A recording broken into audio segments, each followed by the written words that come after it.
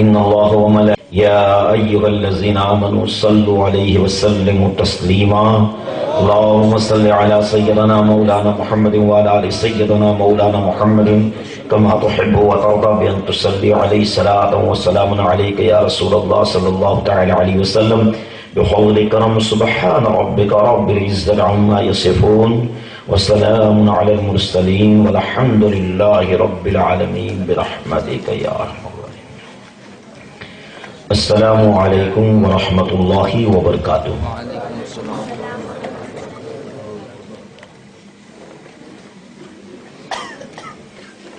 الحمد للہ رب العالمین والعاقبۃ للمتقین والصلاة والسلام علی رسولہ محمد وعلی آلہ وصحبہ اجمعین. اما بعد فاعوذ باللہ من الشیطان الرجیم بسم اللہ الرحمن الرحیم. وعلمک ما لم تکن تعلم. صدق اللہ المولانا العظیم وبلغنا رسولہ النبی الامین المتین الکریم ونحن على ذلك لمن الشاہدین والذاکرین والحمد للہ رب العالمین. محترم سامعین عزیزان ملت اسلامیہ، آئیے سب سے پہلے ہم اور آپ تمامی حضرات مل جل کر آقا انعامدار مدنی تاجدار وہ بے کسوں کے کس وہ بے سہاروں کے سہارا جناب احمد مجتبی محمد مصطفیٰ صلی اللہ تعالی علیہ وسلم کی بارگاہ بے کس پناہ میں جھوم جھوم کر دولِ پاک کا نذرانِ عقیدت پیش کرے اور پڑھیں. اللہم صلی علی سیدنا مولانا محمد وعلى آل سيدنا مولانا محمد كما تحب وترضى بأن تصلي عليه صلاة وسلام عليك يا رسول الله صلى الله تعالى عليه وسلم. معزز سامعین کرام، عزیزان ملت اسلامیہ، آپ یہ ٹھنڈی رات میں اپنی وقت کی قربانی پیش کرتے ہوئے یہاں حاضر ہوئے ہیں، لیکن جو جذبہ ہونا چاہیے وہ نظر اس لیے نہیں آتا کہ جب اپنے آقا پر درود بھیجنے کی باری آتی ہے تو پھر مجھے کہنے میں بھی شرم آتی ہے کہ آپ کے منہ سے درود شریف تک نہیں نکلتا. حالانکہ آپ غور کریں، یہ درود شریف جو ہے وہ ہمارے لیے ہماری دعاؤں کی جان ہے. بلکہ اب غور کر کے ہماری محفل کو جو لذت اور مٹھاس ملتی ہے وہ درود شریف کے صدقے میں ملتی ہے. آپ کو ایک چھوٹی سی بات کے ذریعے میں بتا دوں کہ ایک مرتبہ ہمارے آقا نے شہد کی مکھی یعنی مدھ کی جو بناتی ہے اس مکھی سے پوچھا کہ مکھی تو الگ الگ پھولوں کا رس چوس کر کے لاتی ہے، کسی پھول کا رس کڑوا ہوتا ہے، کسی کا میٹھا ہوتا ہے، کسی کا پھیکا ہوتا ہے، لیکن یہ سارا کا سارا شہد میٹھا کیسے بن جاتا ہے؟ اس لیے کہ ہمارے آقا تو ہر ایک کے لیے رسول بن کر کے تشریف لائے اور ہر ایک کی بھاشا کو جانتے تھے. تو شہد کی مکھی نے عرض کیا یا رسول اللہ یا حبیب اللہ، پھولوں کا رس تو الگ الگ ہوتا ہے، لیکن میں پھولوں کے رس کو چوس کر کے اپنے منہ میں لیتی ہوں اور اس پھول سے اس باغ سے اپنے مکان تک جاتی ہوں تو راستے میں درود شریف پڑھتی ہوں تو اس کے صدقے میں اللہ تبارک و تعالی رس کو میٹھا بنا دیتا ہے. تو جب ایک شہد کی مکھی رس لے کر کے جائے اور درود شریف اس کو میٹھا بنا دے تو الحمدللہ ثم الحمدللہ ہم تو اشرف المخلوقات ہیں. اور آقا ہر ایک کے لیے رسول بن کر کے تشریف لائے، لیکن ہم انسانوں کی قسمت ہے کہ وہ ہر عالم کی رحمت ہے، کسی عالم میں رہ جاتے، یہ ان کی مہربانی ہے کہ یہ عالم پسند آیا، کہ لباس بشریت پہنا، یہ عالم ان کو پسند آیا، یہ ہماری قسمت ہے۔ اسی لیے تو ہم اشرف المخلوقات کہے جاتے ہیں۔ تو ایک مرتبہ جھوم کر عقیدت و محبت کے ساتھ آپ درود شریف کا نذرانہ پیش کریں۔ اللهم صل على سيدنا مولانا محمد وعلى آل سيدنا مولانا محمد كما تحب وترضى بأن تصلي عليه صلاة وسلام عليك يا رسول الله وسلم عليك يا حبيب الله صلى الله تعالى عليه وسلم۔ سامعین کرام، اسی آیت مقدسہ پر کل آپ نے ہماری گفتگو کو سنا تھا۔ انشاءاللہ تبارک و تعالی آج بھی تھوڑی دیر اس آیت مقدسہ پر گفتگو ہوگی، پھر تھوڑا سا اصلاحی بیان بھی ہو جائے گا انشاءاللہ۔ اللہ تبارک و تعالی ارشاد فرماتا ہے وَعَلَّمَكَ مَا لَمْ تَكُنْ تَعْلَمُ، کہ محبوب آپ جو کچھ نہیں جانتے تھے ہم نے بتا دیا، ہم نے سکھا دیا جو کچھ آپ نہیں جانتے تھے۔ اللہ تبارک و تعالی نے اپنے محبوب کو 3 طرح کا علم عطا فرمایا۔ ایک وہ علم جس کے بارے میں اللہ نے ارشاد فرمایا اے محبوب تمہیں یہ سکھایا گیا، یہ تمہیں بتایا گیا، اب آپ اپنی امت کو بتا دینا۔ جیسا کہ نماز، روزہ، زکوٰۃ، حج وغیرہ کا طریقہ یہ اللہ نے علم دیا اپنے محبوب کو، اور ارشاد بھی فرمایا، حکم بھی دیا، اے محبوب سب کو بتا دینا۔ دوسرا علم عطا فرمایا، وہ علم کہ محبوب یہ علم تمہیں دیا جا رہا ہے لیکن سب کو نہ بتانا۔ اے محبوب تم جسے چاہو، جو تمہارا سچا وفادار ہو، جو تمہارا چاہنے والا ہو، اسی کو بتانا، یہ راز کی بات ہے۔ مثال کے طور پر حضرت حذیفہ ایک صحابی رسول،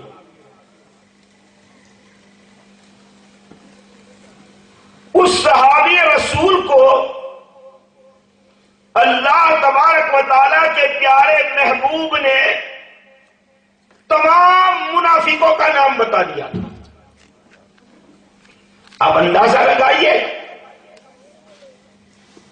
کہ ایک مرتبہ سارے منافقوں کا نام حضرت حذیفہ کو بتائے تو سیدنا عمر فاروق کی خلافت کا دور ہے، اور اگر کسی ایسے انسان کا انتقال ہوتا جس کے بارے میں صحیح طریقے سے معلوم نہ ہوتا کہ اس کا عقیدہ کیا تھا، تو امیر المومنین سیدنا عمر فاروق حضرت حذیفہ کے پاس جاتے اور ان سے سوال کرتے تھے کہ ان کا عقیدہ کیسا تھا، اگر وہ ایمان والا ہو تو میں نماز پڑھاؤں۔ حضرت حذیفہ کو تمام منافقوں کے نام میرے آقا نے بتا دیے تھے۔ ایک خاص علم تھا،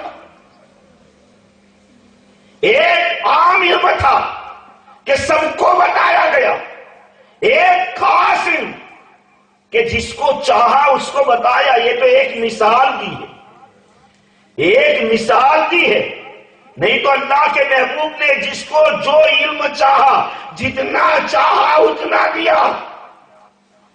یہ دو کی کتابوں پڑھنے والا جیسا علم نہیں تھا، ارے صحابہ کے علم کا تو عالم یہ تھا، میں ایک جملے میں کہہ دوں کہ حضرت علی ارشاد فرماتے ہیں کہ اگر میں بسم اللہ الرحمن الرحیم کی تفصیل لکھوں تو اس کو 70 اونٹ لے کر کے چلے، اتنے ورقے تیار ہو جائے۔ تو ایک علم عام تھا اور ایک علم خاص تھا، اور تیسرا خاص الخاص اس کے بارے میں کہا گیا، اے محبوب کسی کو نہ بتانا، ہم جانے تم جانے، کسی کو نہ بتانا، ہم دو کے علاوہ کوئی نہ جانے۔ ارے آپ کو میں بتاؤں کہ وہ علم قیامت کس سن میں آئے گی، قیامت کس سن میں آئے گی اللہ جانتا ہے، اور اللہ کے بتانے سے پیارے آقا جانتے ہیں۔ اس کا مطلب یہ نہیں کہ ہم کو نہ بتایا تو آقا نہ جانتے تھے، ایسا نہیں۔ ارے آقا کو تو معلوم ہی ہے، قیامت کے بارے میں سب بتا دیا۔ ارے آپ کو اگر پوچھا جائے قیامت جس دن آئے گی وہ مہینہ کون سا ہوگا، آپ کہیں گے محرم کا مہینہ۔ آپ سے پوچھا جائے کہ وہ دین کون سا ہوگا تو جمعہ کا دین ہوگا، اور وہ کون سی تاریخ ہوگی تو آپ کہیں گے 10 محرم کی تاریخ ہوگی۔ ارے یہ کہاں آیا؟ قرآن میں آیا؟ نہیں۔ ارے یہ اللہ نے بتایا اپنے محبوب کو، تو یہ علم غیب نہیں تو اور کیا ہے؟ ارے قیامت ابھی آئی نہیں اور آقا بتا رہے کہ جمعہ کا دین ہوگا، قیامت آئی نہیں اور آقا بتا رہے کہ محرم کا مہینہ ہوگا، قیامت آئی نہیں اور آقا بتا رہے ہیں کہ محرم کے مہینے کی 10 تاریخ ہوگی۔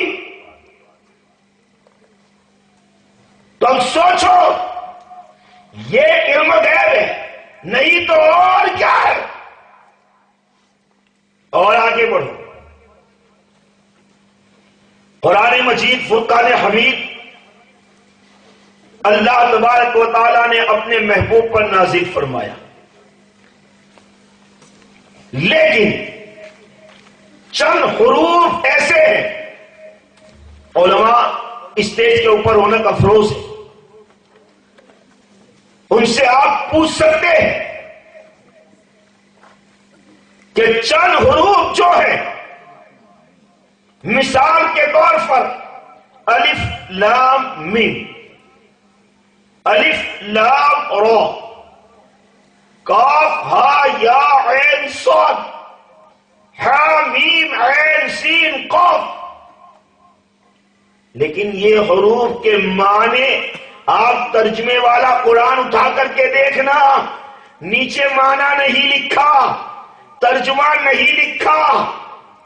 ارے ترجمہ لکھنے کی بات تو چھوڑو، کوئی کہہ سکتا ہے کہ کسی مولوی کو نہیں آتا ہوگا، لیکن آپ حدیث پاک کو اٹھا کر کے دیکھیں کہ جب جبریل امین آئے، وحی لے کر کے آئے، اور وحی لے کر کے آئے بارگاہ رسالت میں حاضر ہوئے، عرض کیا علم تو فہم تو، آقا نے ارشاد فرمایا میں نے جان لیا، میں نے سمجھ لیا۔ لام تعلیم تو فہم تو، کہ میں نے جان لیا سمجھ لیا۔ میم علم تو فہم تو، کہ میں نے جان لیا میں نے سمجھ لیا۔ جبریل چونک گئے کہ میں نے نہیں جانا، نہ میں سمجھا کہ الف کا معنی کیا ہے، لام کا معنی کیا ہے، میم کا معنی کیا ہے۔ جبریل نہیں جانتے، لیکن اللہ جان رہا ہے، اور اللہ کے بتانے سے محبوب جان رہے۔ آپ کچھ دیر کے لیے سوچیں گے کہ یہ کیا معاملہ کہ بھیجنے والا جانے، جس کے اوپر بھیجا جا رہا ہے وہ جانے، لیکن لانے والا نہ جانے۔ راز و نیاز کی باتیں ہوگی وہ اللہ کا راز اللہ جانے.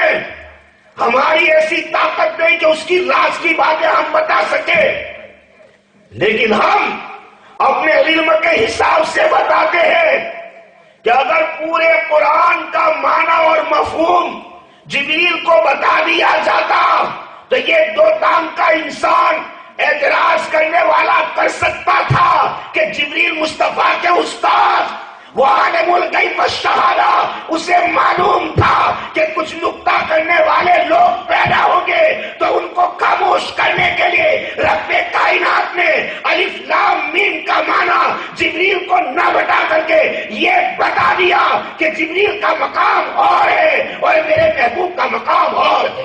نعرہ تکبیر، نعرہ رسالت، علم غیب مصطفیٰ. تو معزز سامعین کرام، عزیزان ملت اسلامیہ، آپ سوچیں گے کہ جب جبریل کو بھی معلوم نہیں تو پھر مصطفیٰ کو بتایا کس نے؟ مصطفیٰ نے جانے سے مصطفیٰ کو مفہوم کا علم کیسے ہوا؟ تو آؤ کہیں اور جانے کی ضرورت نہیں، قرآن اس کا جواب دے رہا ہے. قرآن بتا رہا ہے کہ الرحمن علم القرآن، کہ رحمان نے قرآن پڑھایا. قرآن محبوب کو جبریل نے نہیں، قرآن پڑھانے والی ذات اللہ کی. محبوب کو قرآن پڑھایا تو اللہ نے. الرحمن علم القرآن، کہ وہ رحمان جس نے قرآن اپنے محبوب کو سکھایا. جبریل تو صرف لانے والے ہیں، جبریل کو پتا نہیں کہ الف لام کا معنی کیا ہے، لام کا معنی کیا ہے، میم کا معنی کیا ہے. جبریل نہیں جانتے، اللہ اور اس کے محبوب جانتے ہیں. تو معزز سامعین کرام، عزیزان ملت اسلام، کوئی اس کا مطلب یہ نہ نکالے. میں کل صاف کہہ چکا ہوں کہ اللہ کا علم اور ہے، محبوب کا علم اور ہے. اللہ تعالیٰ کے علم کے ساتھ کوئی مثال تک نہیں دی جا سکتی. اللہ تعالیٰ کا وہ علم ہے کہ اس کے ساتھ کوئی مثال تک نہیں دی جا سکتی. لیکن جب مثال محبوب کے علم کی اللہ کے علم کے ساتھ تو نہیں ہو سکتی، لیکن کوئی اس کو ناپنے بھی کی کوشش نہ کرے، ناپنے کی کوشش نہ کرے. ہمارے پاس وہ پیمانہ نہیں، وہ ہمارے پاس وہ ترازو نہیں کہ ہم اس علم کو ناپ سکے، ہم اس علم کا حساب لگا سکے. ارے ہمارے پاس ایسی کوئی طاقت نہیں. ارے میرے آقا کے امتی کے علم کی بات میں آپ کو بتا دوں. حضرت آدم علیہ السلام میرے آقا کے امتی ہیں. ہر نبی امتی ہے میرے آقا کے، اس لیے کہ وہ نبیوں کے نبی ہے، وہ رسولوں کے رسول ہیں. اور قرآن کی تفسیر اٹھا کر کے دیکھو کہ جب پورا واقعہ تو بیان کرنے کا وقت نہیں، لیکن حضرت آدم علیہ السلام کو جب پیدا کیے گئے، فرشتوں سے مشورہ لیا گیا تھا کہ میں اپنا خلیفہ زمین پر پیدا کرنا چاہتا ہوں، تمہاری کیا رائے؟ تو فرشتوں نے کہا کہ اللہ تیری عبادت کے لیے کیا ہم کم ہیں؟ یہ انسان پیدا ہوگا تو فساد مچائے گا زمین پر. اللہ تعالیٰ نے ارشاد فرمایا انی اعلم ما لا تعلمون، کہ بے شک جو میں جانتا ہوں تم نہیں جانتے. اور اس کے بعد فرشتوں کے اوپر حضرت آدم علیہ السلام کو فضیلت دینے کے لیے اللہ تبارک و تعالی نے حضرت آدم کو علم دیا، علم. اور وہ کس چیز کا؟ تمام چیزوں کے نام بتا دیے گئے. اب اس کی تفصیل دیکھو کہ حضرت آدم کو دنیا میں جو چیز پیدا ہو چکی تھی، آج تک جو ہوئی اور قیامت تک جو چیز پیدا ہوگی، ہر چیز کا نام 6 لاکھ بھاشا میں سکھا دیا. 6 لاکھ بھاشاؤں میں سکھا دیا. اور ایسا نہیں کہ بڑی بڑی چیز کا نام، ارے تفسیر میں آیا کہ اگر بڑا ہے تو پیالہ، چھوٹی ہے تو پیالی. یہ تمام نام، تمام چیزوں کے نام 6 لاکھ زبانوں میں سکھا دیا. اب غور کرتے چلے جاؤ کہ جب حضرت آدم کے علم کا یہ عالم ہے تو مصطفیٰ کے علم کا عالم کیا ہوگا؟ حضرت آدم کے علم کا یہ عالم ہے تو پھر مصطفیٰ جان رحمت صلی اللہ تعالی علیہ وسلم کے علم کا عالم کیا ہوگا؟ ارے ہماری کوئی طاقت نہیں، کوئی حیثیت نہیں، بس اتنا کہہ کر کے ہم خاموش ہو جائیں گے کہ خدا کے بعد اگر جو کوئی مقام ہے وہ میرے آقا جناب محمد رسول اللہ صلی اللہ تعالی علیہ وسلم کا مقام ہے. سامعین کرام، تو علم غیب اللہ تبارک و تعالی نے ہمارے محبوب کو عطا فرمایا. اور ارے یہ ہمارا تو عقیدہ ہے ہی ہے، اور صحابہ کا بھی عقیدہ یہی تھا کہ اللہ تعالیٰ نے علم غیب اپنے محبوب کو عطا فرمایا. لیکن میں انتہا کی بات بتا دوں کہ مکہ کے کافر بھی یہ جانتے تھے کہ جو نبی ہوتا ہے وہ غیب نہ ہوتا ہے. مثال کے ذریعے حدیث پاک میں یہ واقعہ موجود ہے، اس سے پتہ چل جائے گا کہ کافر کا بھی عقیدہ کیا تھا. منافقوں کا عقیدہ اور ہے. منافقوں کا عقیدہ اس دور میں بھی گندا رہا، آج بھی گندا ہے. منافق کا عقیدہ اس دور میں بھی گندا رہا. میں تاریخ کے اوراق کے ذریعے بتاؤں گا کہ منافقوں کا عقیدہ اس دور میں بھی گندا رہا، آج بھی گندا ہے. لیکن ان سے اچھا عقیدہ تو کافروں کا. جس وقت اسلام مکے کی دھرتی پر پھیلنے لگا، ابو جہل جل بن کر کے کباب ہونے لگا، اور آخرکار اس کا ایک دوست رہتا تھا یمن میں جس کا نام تھا حبیب. اس حبیب پر خط لکھا کہ میرے یار، میری مدد کے لیے مکے میں آؤ. تم بڑے مقرر ہو، تم عالم بھی ہو، تمہارا خطاب بھی بہت اچھا ہے، لوگ تمہاری طرف مائل ہو جاتے ہیں. جلدی سے مکے میں آؤ، اس لیے کہ ہمارے دھرم کو برا بھلا کہا جا رہا ہے اور ہمارے معبودوں کو جھٹلایا جا رہا ہے. تم جلدی سے آؤ. یمن سے حبیب مکے میں آیا، ابو جہل کے پاس آیا. ابو جہل کا نام ابو جہل نہیں، اس کا نام تو عمر، اور اس کو اس وقت ابو الحکم کہا جاتا تھا، حکمت کا باپ. لیکن میرے آقا کا نہ مانا تو میرے آقا نے ارشاد فرمایا تو ابو الحکم نہیں، تو ابو جہل. ارے کیا مطلب؟ میرے آقا جس کو گرا دے دنیا کی کوئی طاقت اٹھا نہیں سکتی، اور جس کو اٹھا دے دنیا کی کوئی طاقت گرا نہیں سکتی. مثالیں موجود، جو ابو الحکم تھا اس کو گرا دیا تو آج بھی وہ ابو جہل. اور حبش کا کالا کلوتا غلام بلال، اس کو اٹھا دیا تو صحابہ کی آنکھوں کے تارے بن گئے. تو آؤ. حبیب آئی، آ کر کے ابو جہل کے پاس سب سنا. حبیب نے کہا میں نے تمہاری تو سن لی، لیکن جس نے نبوت کا دعویٰ کیا ہے آؤ ان کی بھی تو سنی جائے. وہ کیا کہنا چاہتے ہیں میں وہ تو جان لوں. اللہ اکبر.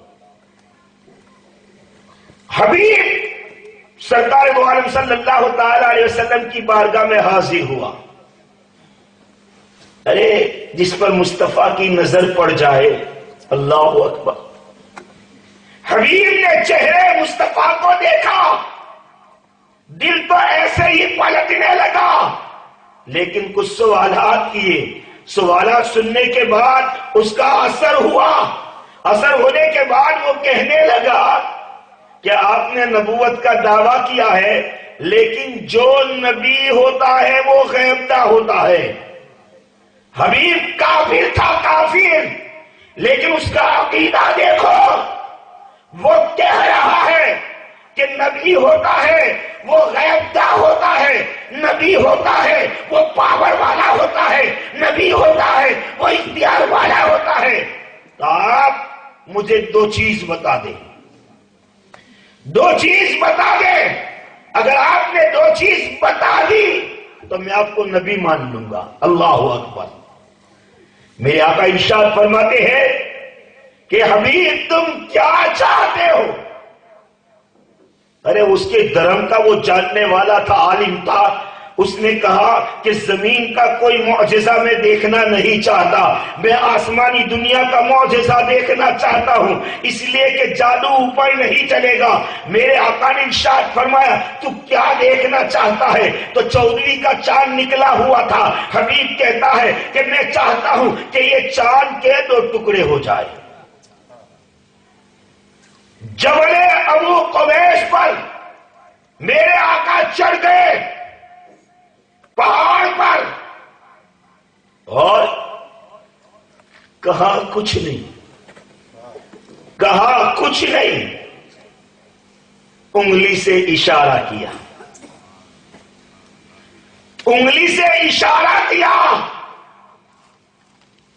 چاند کے 2 ٹکڑے ہو گئے. آپ سوچے کوئی یہ غبارہ نہیں تھا کہ انگلی سے پھٹ جائے، یہ چاند ہے، چاند. ارے ہم صبح سے لے کر شام تک یہ مجمع نہیں، ارے پورا بھارت انگلی ہلاتا رہے کچھ نہیں ہوگا اس کو. پورا بھارت انگلی ہلاتا رہے، لیکن میرے آقا نے ایک انگلی کا اشارہ کیا، چاند کے 2 ٹکڑے ہو گئے.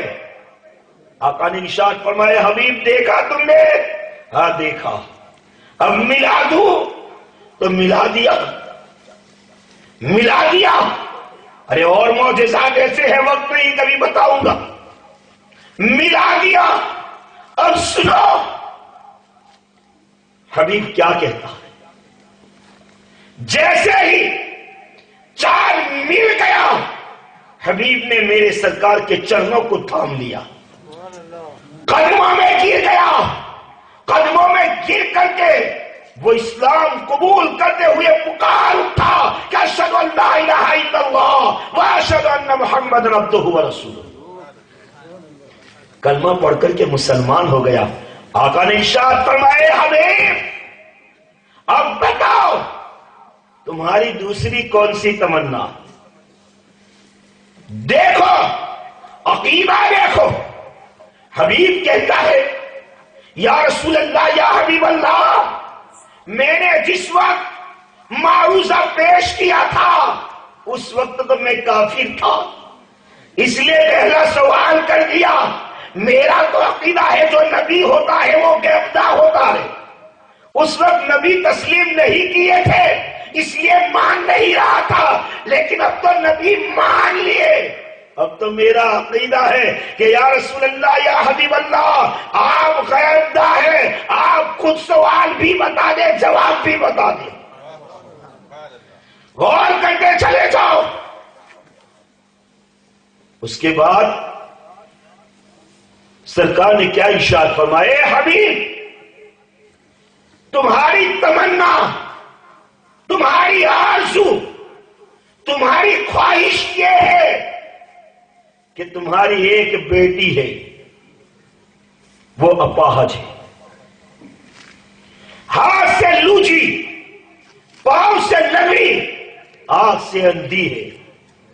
اے حبیب تو چاہتا ہے کہ اس کو شفا مل جائے. بتاؤ یہ غیب نہیں تو اور کیا ہے؟ چھپی بات، دل کی بات جان لینا، ارے اسی کا نام تو غیب ہے، اسی کا نام تو علم غیب ہے۔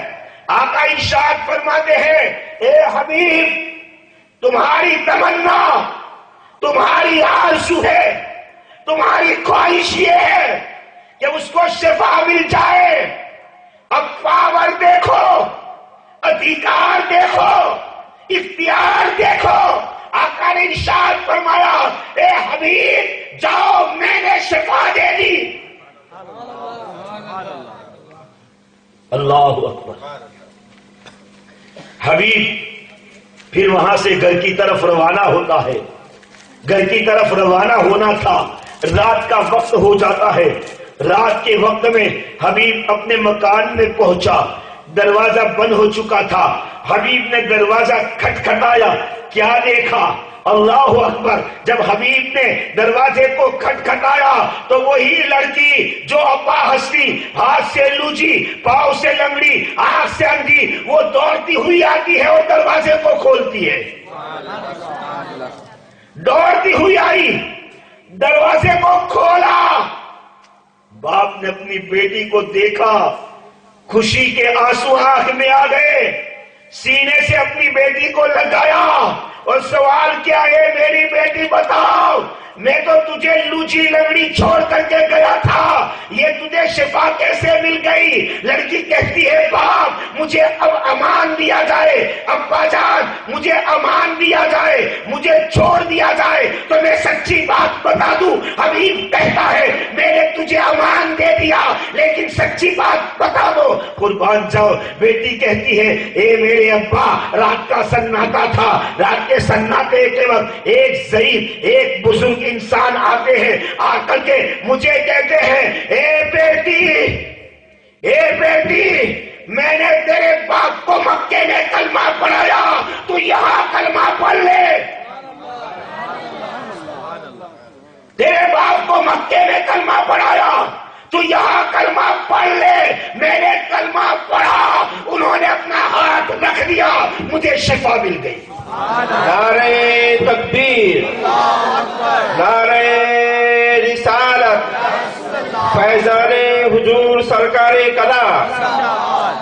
اب غور کرو، سوچو، ارے یہ علم غیب نہیں تو اور کیا ہے؟ ارے علم غیب بھی ہے اور رسول کا پاور ہی ہے، رسول کا اختیار بھی ہے، اور یہ اللہ تعالیٰ کی دی ہوئی طاقت ہے۔ ہم یہ کبھی نہیں کہتے کہ یہ مصطفیٰ کا اپنا پاور ہے، مصطفیٰ کی اپنی طاقت ہے، نہیں، یہ طاقت مصطفیٰ کی اپنی نہیں، اللہ کی دی ہوئی ہے۔ اللہ کی دی ہوئی یہ طاقت ہے کہ مصطفیٰ مکے میں ہے، مصطفیٰ جانے رحمت مکے میں رہ کر کے یمن کے اندر بیمار کو شفا دے رہے ہیں، اور الحمدللہ ثم الحمدللہ آج بھی ہم سنیوں کا یہ عقیدہ ہے کہ آقا کو اگر ہم آج بھی پکارتے ہیں تو وہ آقا آج بھی مدینے سے ہماری مدد فرماتے ہیں۔ ارے مجھے تو کبھی کبھی ان کی عقل پر پریشانی ہوتی ہے کہ ان کی عقل کہاں چلی گئی۔ احادیث کریمہ جگہ جگہ کے اوپر موجود ہے۔ ارے ایک پیاری حدیث آپ کو بتا دوں اور اس کے ذریعے پتا چل جائے گا کہ مصطفیٰ جان رحمت صلی اللہ تعالی علیہ وسلم کا علم کیا ہے۔ اللہ اکبر۔ آپ درود شریف پڑھتے ہیں، سبھی پڑھتے ہیں اور سلام بھی بیچتے ہیں، وہ اور بات ہے کہ کوئی خوش ہو کر کے بیچتا ہے اور کوئی مجبور ہو کر کے بیچتا ہے، لیکن بیچتے ہیں۔ اور ایسا بھی نہیں کہ سرکار کو معلوم نہیں، ارے سرکار جانتے ہیں کون خوش ہو کر کے بیچتا ہے، کون مجبور ہو کر کے بیچتا ہے، اس لیے کہ نماز میں تو بیچنا ہی پڑتا ہے، چاہے خوش ہو یا ناراض ہو، مجبور ہو کر کے بیچے یا مسرور ہو کر کے بیچے، لیکن بیچنا پڑتا ہے۔ تو آؤ آقا جانتے ہیں، اسی لیے تو ارشاد فرماتے ہیں کہ جو درود پڑھا جاتا ہے وہ مجھ تک پہنچایا جاتا ہے۔ اب ایک ساتھ میں کروڑوں کی تعداد میں لوگ بیچتے ہیں، لیکن آقا کو معلوم ہے کون بیچ رہا ہے۔ ارے بیچ رہا ہے وہ تو معلوم ہے ہی ہے، لیکن علم غیب کا اندازہ لگاؤ. ارے آقا کو یہ بھی معلوم ہے کہ کون خوش ہو کر کے بیچ رہا ہے اور کون مجبور ہو کر کے بیچ رہا. اور یہ تقریر کی لفاظی نہیں. ارے میرے آقا ارشاد فرماتے ہیں کہ ہر درود جو مجھ پر بھیجا جاتا ہے مجھ تک پہنچایا جاتا ہے، لیکن جو دل سے بھیجا جاتا ہے اس کو میں خود سنتا ہوں، پہنچانے کی ضرورت نہیں. ہر درود فرشتوں کے ذریعے پہنچایا جاتا ہے، لیکن جو دل سے پڑھا جاتا ہے اس کو آقا خود سنتے ہیں. تو پتہ یہ چلا کہ اہل سنت والجماعت کا درود آقا خود سنتے ہیں. اسی لیے تو ہمارا عقیدہ ہے کہ آقا جانتے ہیں، آقا کو معلوم ہے ہمارے دل کے اندر کیا ہے، ہمارے دل کے اندر وسوسے کیا ہے، ہمارے دل کے اندر کیا محبت ہے، وہ آقا جانتے ہیں. اور آقا جانتے ہیں تو آقا سنتے بھی ہیں. اسی لیے تو آقا نے ارشاد فرمایا کہ جو دل سے پڑھا جاتا ہے اس کا درود میں خود سنتا ہوں. اگر وہ بھی چاہے کہ ہمارا بھی سن لے خود، فرشتے نہ پہنچائے تو ابھی قیامت آنے میں دیر ہے. ابھی قیامت آئی نہیں، ابھی سورج پچھم سے نکلا نہیں، ابھی توبہ کا دروازہ کھلا ہے، توبہ کا دروازہ کھلا ہے، ابھی وقت ہے، توبہ کر لے. ابھی وقت باقی ہے، توبہ کر لے. ابھی وقت باقی ہے، مان لے. ابھی وقت باقی ہے، پھر سے کلمہ پڑھ لے. اگر یہاں بھی کامیابی چاہتا ہے وہاں بھی کامیابی چاہتا ہے. معزز سامعین کرام، عزیزان ملت اسلامیہ، میں آپ کو کتنی مثالیں بتاؤں. ارے یہ علم غیب مصطفیٰ کے منکر میری نظر میں تو ابو جہل سے بھی بدتر. واقعہ تو آپ نے بار بار سنا، لیکن اس کا نقطہ سامنے رکھ دوں. ابو جہل مٹھی میں کچھ لے کر کے آیا تھا اور کیا کہا؟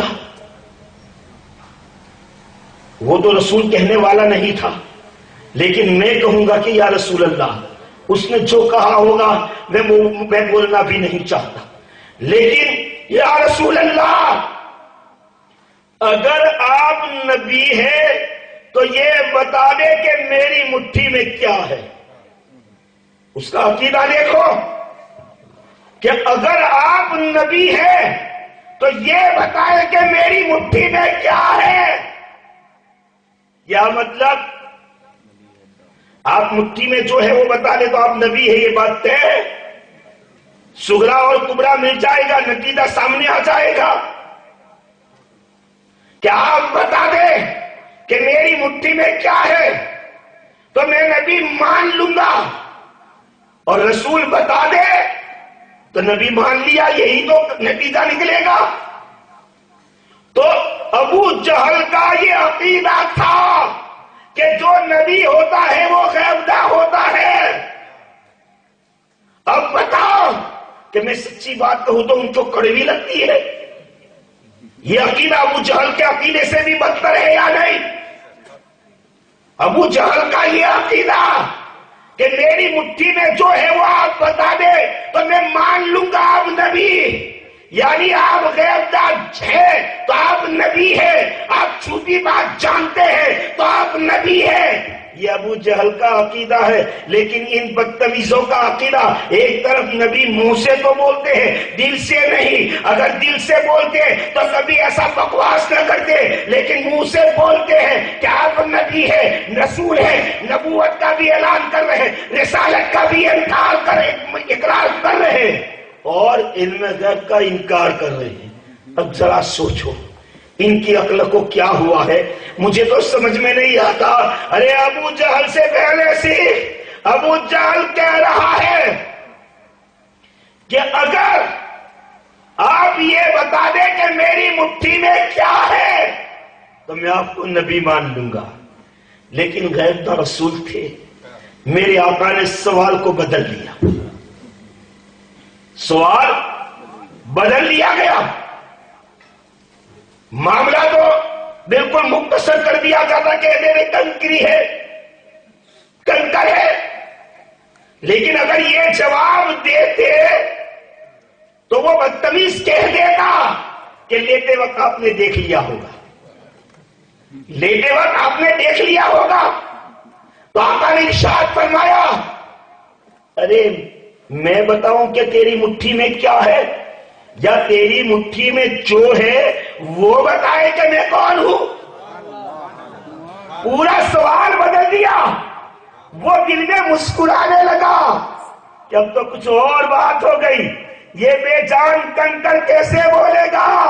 ارے اس کو پتا نہیں تھا کہ یہ نبی با اختیار نبی ہے، یہ رسول با اختیار رسول ہے. فوراً اچھل گیا کہ ہاں ہاں میری مٹھی میں جو ہے وہ بتا دے کہ آپ کون ہے. آقا نے ارشاد فرمایا، سنو. ابو جہل نے اپنا ہاتھ اونچا کیا، بلند کیا.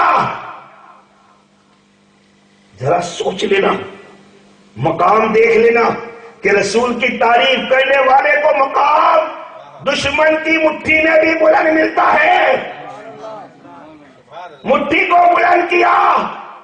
جیسے ہی مٹھی کو بلند کرنا تھا، کنکر کی آواز آنے لگی کہ لا الہ الا اللہ محمد رسول اللہ صلی اللہ تعالی علیہ وسلم. ابو جہل کی قسمت میں ایمان تھا ہی نہیں. تو اس نے کیا کہا، وہ کنکر اٹھا کر کے مصطفیٰ کے چرنوں میں پھینک دیے، اور چرنوں میں پھینک کر کے کہنے لگا کہ ان کا آپ کا جادو کنکر پہ بھی چل گیا. معاذ اللہ سج معاذ اللہ. ارے تو اس کی قسمت میں نہیں تھا. لیکن اے سنی مسلمانوں غور کرو، کنکر نے کلمہ نبی کا پڑھا تو کنکر کو نبی کے چرنوں میں جگہ مل گئی. مقام دیکھو، شان دیکھو. کنکر نے کلمہ نبی کا پڑھا تو کنکر کو وہ مقام ملا کہ نبی کے چرنوں میں جگہ مل گئی. اے سنی مسلمانوں، چاہے تم بھارت میں رہو چاہے اور ملک میں، لیکن نبی کے گون گاتے جاؤ. اگر یہ گردن کٹ بھی گئی تو انشاءاللہ تعالی کل میدان محشر میں مصطفیٰ کے چرنوں میں جگہ مل جائے گی. درود پاک کا نذرانہ عقیدت پیش کرو. اللہم صلی علی سیدنا مولانا محمد وعلی آل سیدنا مولانا محمد کما تحب و ترضى بأن تصلی علیہ صلاۃ و سلام علیک یا رسول اللہ وسلم علیک یا حبیب اللہ صلی اللہ تعالی علیہ وسلم. معزز سامعین کرام، عزیزان ملت اسلامیہ، آؤ سرکار کے علم غیب کا چرچا کرے. حضرت ابو حذیفہ ارشاد فرماتے کہ میرے آقا ایک دن کوئی بلند مقام پر کھڑے ہو گئے اور ارشاد فرمایا کہ جب سے دنیا کا وجود ہوا تب سے لے کر قیامت تک جتنے بھی لوگ پیدا ہوں گے، کون جنتی ہوگا کون جہنمی ہوگا میں جانتا ہوں. سبحان اللہ. ہم اپنے گاؤں کے آدمیوں کو نہیں جان سکتے، ان کے چہرے کو نہیں پہچان سکتے، ان کے دل کی کیا بات ہے وہ تو جاننے کا سوال نہیں. ہمارے سامنے کھڑا اس کے بھی دل کی بات ہم نہیں جان سکتے. لیکن قیامت تک جتنے لوگ پیدا ہوں گے، کون ایمان والا کون بے ایمان، آقا نے ارشاد فرمایا میں جانتا ہوں. تو آئی اب بات منافقوں کی بات آئی. چند منافق ساتھ میں رہتے تھے. منافق کسے کہتے آپ جانتے ہیں کہ جو کلمہ تو پڑھتے ہیں ظاہر میں لیکن دل میں رسول سے کینہ ہے. نماز تو پڑھتے ہیں لیکن دل میں رسول سے عداوت ہے. روزہ تو رکھتے ہیں لیکن دل میں رسول سے بغاوت ہے. تو اس دور میں بھی چند منافق رہتے تھے. وہ اندر اندر باتیں کرنے لگے کہ یہ قیامت تک کی بات کر رہے ہیں، ہم ان کے ساتھ میں رہتے جب بھی ہم کو نہیں پہچانتے. آج بھی یہی منافق ہے. آج بھی ان کے چہرے موجود جو ان منافقوں کا عقیدہ تھا. اس کا اثر کیا ہوا؟ میرے آقا نے جان لیا کہ منافق یہ کہہ رہے ہیں، تو میرے آقا مسجد نبوی کے منبر پر کھڑے ہو گئے اور ارشاد فرمایا، تمہیں جو سوال کرنا ہو وہ کرو. قیامت تک کا جو بھی سوال کرنا ہو وہ کرو، جو پوچھنا چاہتے ہو وہ پوچھ لو. تیور بدل کر کے کہہ رہے ہیں بار بار یہ اعلان کہ جو سوال کرنا چاہو وہ کرو. ارے عالم کیا ہوگا، وہ میرے پاس الفاظ نہیں، لیکن جو حالات بتاتے ہیں ہمارے مفسرین کرام کہ حضرت عمر فاروق کانپ رہے تھے.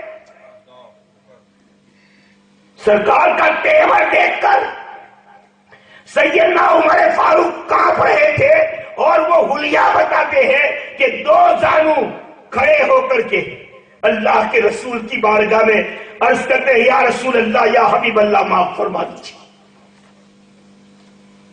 اب سرکار کا تیور کیسا ہوگا کہ میرے علم کے بارے میں چرچا ہوتا ہے، میرے علم کے بارے میں تم نکتہ نکالتے ہو، ارے پوچھو جو پوچھنا چاہو. ایک صحابی رسول کھڑے ہو گئے جن کا نام حضرت عبداللہ ابن حذیفہ رضی اللہ تعالی، اور ہاتھ باندھ کر کے عرض کرنے لگی کہ یا رسول اللہ، یا حبیب اللہ، میرا باپ کون ہے؟ اس لیے کہ کچھ لوگ حضرت عبداللہ کو کہتے تھے کہ یہ حرامی ہے. سوال کر دیا کہ سرکار میرا باپ کون؟ سرکار نے ارشاد فرمایا کہ تمہارے باپ حذیفہ. جب گھر پہ پہنچتے ہیں ماں نے کہا، ارے میرے بیٹے، کیا تمہیں میرے اخلاق پر شک تھا؟ تو نے یہ سوال کیوں کیا؟ قربان جاؤ حضرت عبداللہ کے جواب پر عرض کیا کہ اے ماں، آج تک کچھ لوگ مجھے کہتے ہیں لیکن میں ان کو جواب نہ دے پاتا تھا، لیکن آج جب میرے آقا نے یہ فیصلہ کر دیا کہ میرا باپ حذیفہ ہے، اب مجھے کوئی حرامی کہے گا تو وہ کافر ہو جائے گا. مجھے تو بھروسہ تھا تم پر، لیکن میں بات کو پکی کرنا چاہتا تھا، اور میرے آقا نے بتا دیا اب مجھے کوئی حرامی کہے گا تو میرے آقا کی بات کو انکار کرنے والا ہوگا، اور جو انکار کرے گا وہ اسلام کے دائرے سے نکل جائے گا. اے ماں، مجھے تیرے اخلاق پر پورا بھروسہ تھا. اب میں پوچھنا چاہتا ہوں کہ حضرت حذیفہ نے جو سوال کیا تھا، اس لیے نہیں کہ میری ماں نے کس سے نکاح کیا، وہ تو سب جانتے ہیں، سب جانتے ہیں وہ کہ میری ماں کس کی منقوحہ ہے، لیکن میں نجبہ کس کا ہوں وہ سوال کرنا تھا. اس لیے کہ صحابی کا عقیدہ تھا کہ جو رسول ہوتا ہے وہ چھپی بات کو بھی جانتا ہے. پھر ایک دوسرا کھڑا ہوتا ہے، وہ اور گروہ کا تھا، نماز تو پڑھتا تھا، کلمہ بھی پڑھتا تھا ظاہر میں، سرکار کے پیچھے نماز پڑھنے کے لیے آتا تھا. کھڑا ہو گیا اور سوال کرتا ہے، میرا ٹھکانہ کہاں؟ اگر اندازے پر کہا جاتا تو کوئی بھی کہہ دیتا کہ جب مسجد میں آیا ہے، سرکار کے پیچھے نماز پڑھتا ہے تو یہ جنتی ہوگا. لیکن قربان جاؤ، میرے آقا نے ارشاد فرمایا تیرا ٹھکانہ جہنم، اس لیے کہ تو منافق ہے. اب غور کرو، منافقوں کا ٹھکانہ کہاں ہے؟ منافقوں کا ٹھکانہ کہاں ہے؟ وہ فیصلہ ہو گیا، ارے اب بھی وقت ہے، سنور جاؤ، سدھر جاؤ، پھر سے کلمہ پڑھ لو، اسلام میں داخل ہو جاؤ۔ توبہ کا دروازہ آج بھی کھلا ہے، آج بھی کھلا ہے توبہ کا دروازہ۔ معزز سامعین کرام، عزیزان ملت اسلامیہ، ذرا غور کرتے چلے جاؤ کہ آقا کو اللہ تبارک و تعالیٰ نے کتنا علم، کیسا علم عطا فرمایا، ہماری فہم سے، ہماری سوچ سے، ہماری سمجھ سے وہ بالا ہے، وہ اوپر ہے، ہم وہاں تک پہنچ ہی نہیں سکتے، بلکہ ان کے غلاموں تک نہیں پہنچ سکتے۔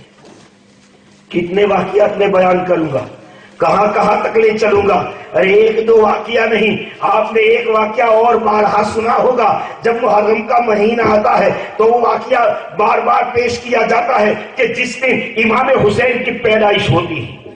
اللہ، حضرت ام جمیل اپنی گود میں لے کر کے آئی اور امام حسین رضی اللہ تعالی عنہ کو سرکار کی گود میں دی۔ پھول جنت کا نواسے کی شکل میں گود میں آئے، خوشی سے چہرہ جھوم اٹھنا چاہیے، لیکن اتہاس بتاتا ہے کہ میرے آقا کی آنکھوں سے آنسو کے قطرے بہنے لگے۔ ام جمیل نے سوال کیا، جو سرکار کی رشتے میں چچی ہے، کہ سرکار رونے کا سبب کیا؟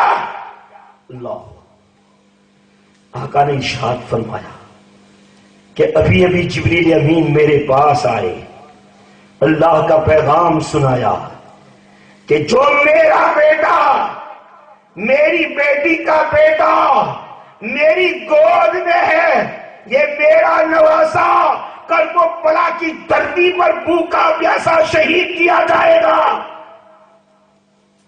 کب یہ بتایا جا رہا ہے؟ جس دن پیدا ہوئے، 56 سال کی عمر میں شہید ہوئے، لیکن 56 سال پہلے نبی آخر الزمان خاتم پیغمبران نے بتا دیا کہ یہ میرا نواسا بھوکا پیاسا شہید کیا جائے گا۔ ارے یہ علم غیب نہیں تو اور کیا؟ ارے میرے سنی مسلمان بھائیوں، اتنی بات نہیں، بلکہ آقا نے اپنے ہاتھ میں سے تھوڑی سی مٹی مبارک کو نکالی، اور وہاں اور بھی امہات المومنین تھی، لیکن ام المومنین حضرت ام سلمہ رضی اللہ تعالی عنہا سے ارشاد فرمایا، اے ام سلمہ، اس مٹی کو اپنے پاس رکھو، اور جس دن یہ مٹی خون بن جائے سمجھ لینا کہ میرا پیارا نواسا کرب و بلا کی دھرتی پر شہید ہو گیا۔ مٹی خون بن جائے، ارے مٹی خون بنتی ہے، لیکن پاور ہے مصطفیٰ کا، ارشاد ہے مصطفیٰ کا۔ ارے ہمیں ایک علم غیب نہیں، یہاں تو کئی علم غیب نظر آتے ہیں۔ ارے اس کو سمجھنے کے لیے پہلے سینے کو مصطفیٰ کی محبت کا مدینہ پڑا بنانا پڑے گا۔ قرآن اور حدیث اسی وقت سمجھ میں آ سکتا ہے کہ سینہ پہلے مدینہ بنا لو، نہیں تو یاد رکھو، بے حب نبی جو پڑھتے ہیں بخاری، آتا ہے بخار، ان کو بخاری نہیں آتی۔ قرآن اور حدیث سے لے کر کے گھر گھر نگر نگر ڈگر ڈگر گھومتے ہیں، لیکن ان کے سمجھ میں نہیں آتا، سمجھ میں نہیں آتا۔ ارے ایک گدھے کے اوپر کتابیں رکھ دی جائے تو گدھا عالم نہیں بنتا، گدھے کے اوپر کتابیں رکھ دی جائے تو گدھا عالم نہیں بنتا۔ ارے اس کو سمجھنے کے لیے پہلے سینہ محبت رسول کا مدینہ چاہیے، اور امہات المومنین وہاں موجود، تو پھر میرے آقا نے ام سلمہ کو کیوں کہا؟ غور کرو، سوچو. نہ حضرت عائشہ صدیقہ کو کہا، حالانکہ عمر میں بہت چھوٹی ہے. حضرت حفصہ بھی چھوٹی ہے، تو یہ امہات المومنین عمر میں چھوٹی، لیکن ام سلمہ کو کیوں کہا؟ تو کہتا رسول کا علم دیکھ رہا تھا کہ سن ہجری 61 میں کربلا کی تپتی ہوئی ریت پر نیما کی خارسار وادیوں میں یہ واقعہ ہوگا. اس وقت ظاہری زندگی میں ام سلمہ کے علاوہ کوئی نہیں ہوگی.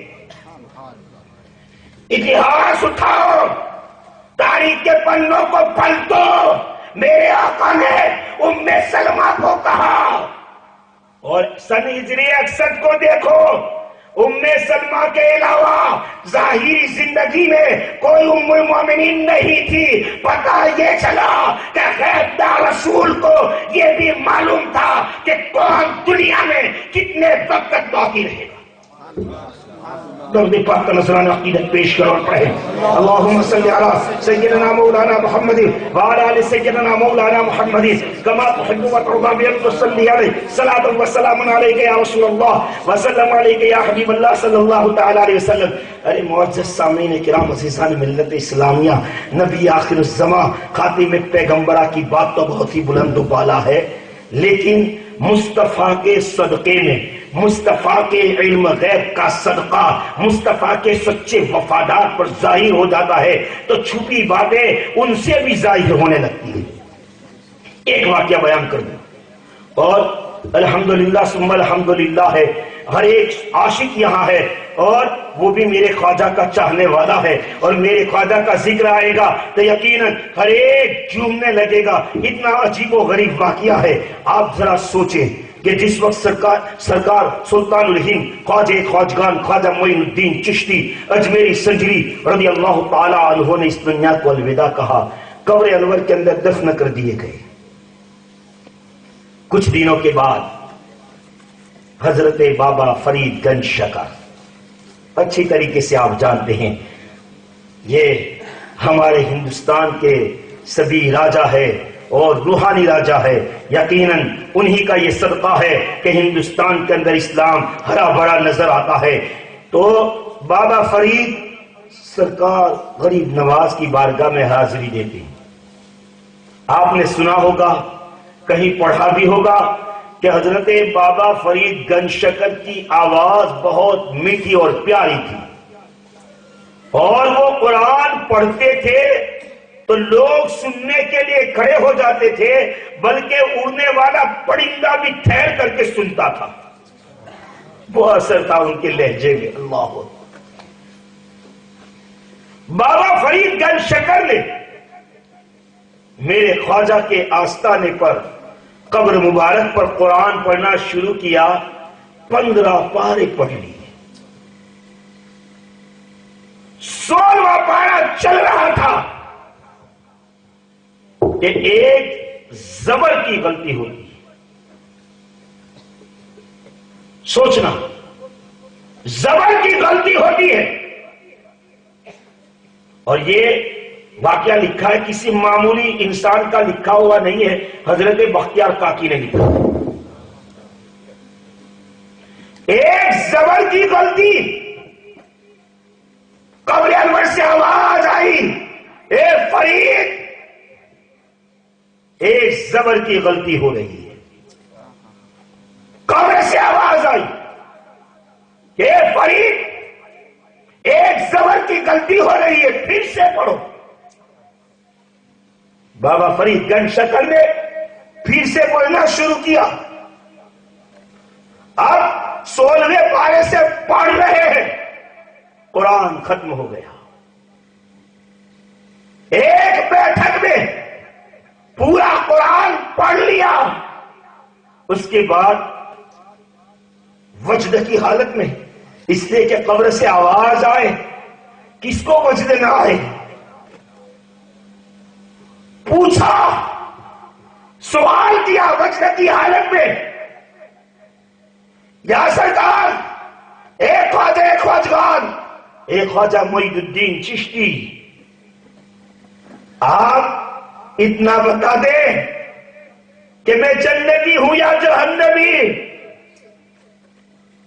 آواز آئی ہے اے فرید، ارے تم جو قرآن دل سے پڑھتے ہو، تمہارا دل مصطفیٰ کی محبت کا مدینہ ہے، ارے تم کیسے جہنمی ہو سکتے ہو؟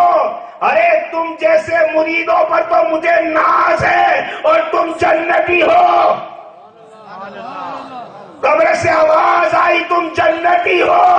ارے سوچو ذرا، جنت اور جہنم میں ابھی کوئی گیا نہیں، لیکن کون جائے گا وہ میرے خواجہ کو معلوم ہے، تو پھر میرے آقا کا عالم کیا ہوگا؟ جب میرے خواجہ کا یہ عالم ہے تو میرے خواجہ کے آقا کے آقا کے آقاؤں کا عالم کیا ہوگا؟ اور میں آپ کو بتاؤں، ارے یہ گستاخ تو پڑھتے ہیں لیکن سمجھتے نہیں، بولتے ہیں اور سمجھتے نہیں، پڑھتے بھی ہیں سمجھتے نہیں، بولتے بھی ہیں سمجھتے نہیں، ان کا معاملہ تو کچھ اور ہی ہے۔ جب اپنے لیے آ جائے تو سب کچھ جائز، اپنے لیے آ جائے تو سب کچھ جائز۔ اگر ابھی آج پردہ چلا رہے ہیں، لیکن اگر ان کا شوہر الیکشن میں جیت جائے تو سر پہ دو پتا بھی نہیں، ناچنا شروع۔ ان کے گھر کی بات آئے تب کوئی فتوا نہیں۔ تو ایسا ہی معاملہ عقیدے میں بھی ہے ان کا۔ ایک واقعہ بیان کر کے میں رخصت ہوتا ہوں۔ شاہ ولی اللہ محدث دہلوی رحمت اللہ علیہ، وہ الحمدللہ ہمارے بھی آقا ہے، ہمارے پیشوا ہے، ہمارے رہبر ہے، لیکن یہ لوگ بھی آقا کہتے ہیں۔ شاہ ولی اللہ محدث دہلوی کو یہ لوگ بھی اپنا پیشوا کہتے ہیں، اپنا رہنما کہتے ہیں۔ ارے ان کا پاور دیکھو۔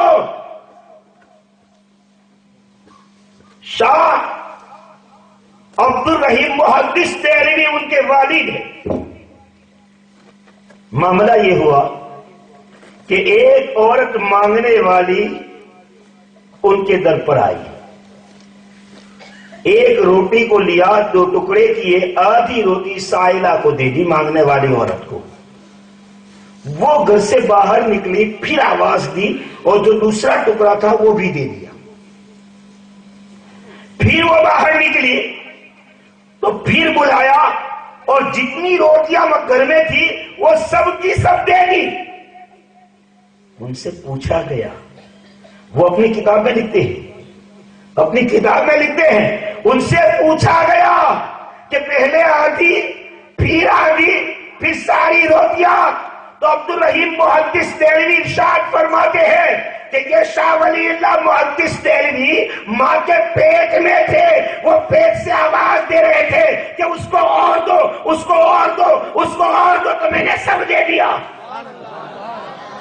میں نے سب دے دیا۔ ارے ذرا سوچو، یہ تمہاری کتاب کا واقعہ اور ایک ولی کا یہ عالم ہے تو نبی کا عالم کیا ہوگا؟ ارے اپنی عقل کو ٹھکانے پر لگا۔ اللہ نے سوچنے کی طاقت دی ہے، سمجھنے کی صلاحیت اور قوت عطا فرمائی ہے، ارے اس کا استعمال کر، سوچ اور پھر نبی کی گستاخی کرنا، ورنہ یاد رکھ لینا، اللہ کافر کو تو ایمان نصیب کر سکتا ہے، کافر کو تو ایمان نصیب ہو سکتا ہے، لیکن علماء اہل حق کا یہ دعویٰ ہے کہ گستاخ کو ایمان نصیب نہیں ہو سکتا۔ کافر کو ایمان نصیب ہو سکتا ہے لیکن گستاخ کو ایمان نصیب نہیں ہوتا۔ گستاخی بند کر، توبہ کر لے، توبہ کا دروازہ کھلا ہے۔ اگر سمجھ میں نہ آئے تو کسی بھی اہل سنت پر جماعت کے عالم کے پاس چلا جا، تب پتہ چلے گا۔ ارے پھر اس کے پاس جائے گا جس کے دل میں مصطفیٰ کی محبت ہی نہیں، وہ کیا بتائے گا، وہ کیا سکھائے گا؟ ارے اس کے پاس وہ دولت نہیں تو وہ تجھے کیسے دولت دے گا؟ ارے اسی کے پاس کچھ نہیں تو تجھے کیا دے گا؟ ارے ایسے کے پاس جا جس کے پاس کچھ ہو، اور وہ ملتا ہے تو گستاخوں کے پاس نہیں۔ ارے اسی کے پاس ملتا ہے جس کے ہاتھ میں اللہ کے ولی کا دامن ہو، اسی کو ملتا ہے جس کے ہاتھ میں اللہ کے ولی کا دامن ہو۔ اللہ کے ولیوں کا دامن پکڑ لو، یہاں بھی کامیاب اور وہاں بھی کامیاب۔ معزز سامعین کرام، سوچا تو یہ تھا کہ تھوڑی دیر علم غیب پر چرچا کروں اور اس کے بعد اصلاح پر بھی گفتگو ہو جائے، لیکن بات آتی گئی، بات نکلتی گئی، بات چلتی گئی اور وقت پورا ہو گیا، اس لیے کہ ٹھنڈی رات ہے اور روزانہ کا معاملہ ہے، اس لیے ہمیں دیکھنا یہ بھی پڑتا ہے، آپ کا بھی خیال، ہماری آواز کا بھی خیال رکھنا پڑتا ہے، اور اس حساب سے میں نے چند باتیں، ایک جھلک علم غیب مصطفیٰ کی ایک جھلک آپ کے سامنے رکھی ہے۔ اس کے علاوہ ہزاروں واقعات ہیں کہ جس کے ذریعے مصطفیٰ جان رحمت صلی اللہ تعالی علیہ وسلم کا علم غیب ثابت ہوتا ہے۔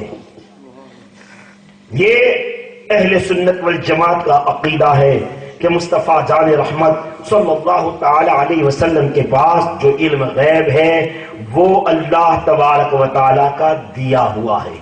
کل میں نے چند ضابطے بتائے تھے، آپ اسی کو ذہن نشین کر لینا، اپنے دماغ کے اندر بٹھا لینا، تب بات کرنا کہ اللہ عالم الغیب والشہادہ ہے، میرے آقا عالم غیب ہے، اللہ کا علم ذاتی ہے، مصطفیٰ کا علم عطائی ہے، اللہ کا علم ہمیشہ سے ہے، مصطفیٰ کو بعد میں تھوڑا تھوڑا دیا گیا، اللہ کا علم قدیم ہے، مصطفیٰ کا علم حادث ہے، اللہ تبارک و تعالی سب کچھ ہمیشہ سے جانتا ہے، ہمیشہ باقی رہے گا۔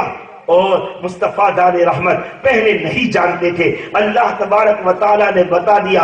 اب آپ کے سامنے کوئی سوال کرے، یہ نہیں جانتے، وہ نہیں جانتے، وہ نہیں جانتے، آپ ان کو کہنا کہ آپ ایک لسٹ بنا کر کے تیار رکھنا، بالکل کاغذ کے اوپر لکھتے جاؤ۔ دیوار کے پیچھے کی خبر نہیں ہے، قبر کے اندر کی خبر نہیں ہے، اور دور کی خبر نہیں ہے، قیامت کی خبر نہیں، یہ سب لکھ چکے تو آپ ایک جواب لکھ دینا، وَعَلَّمَكَ مَا لَمْ تَكُنْ تَعْلَمْ، اے محبوب آپ جو کچھ نہیں جانتے تھے اللہ نے بتا دیا۔ ایک ہی جملہ لکھ دینا، وہ کاغذ پہ کاغذ بڑھتے جائے، دفتر کے دفتر تیار کرتے جائے، آپ آخر میں لکھ دینا وَعَلَّمَكَ مَا لَمْ تَكُنْ تَعْلَمْ، کہ محبوب آپ جو کچھ نہیں جانتے تھے اللہ تبارک و تعالیٰ نے آپ کو بتا دیا۔ وَآخِرُ دَعْوَانَا أَنِ الْحَمْدُ لِلَّهِ رَبِّ الْعَالَمِينَ۔